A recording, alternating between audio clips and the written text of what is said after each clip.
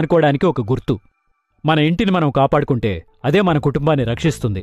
ఏ ఇంటికైనా ఇది పెద్ద థ్రెట్. చెదలు.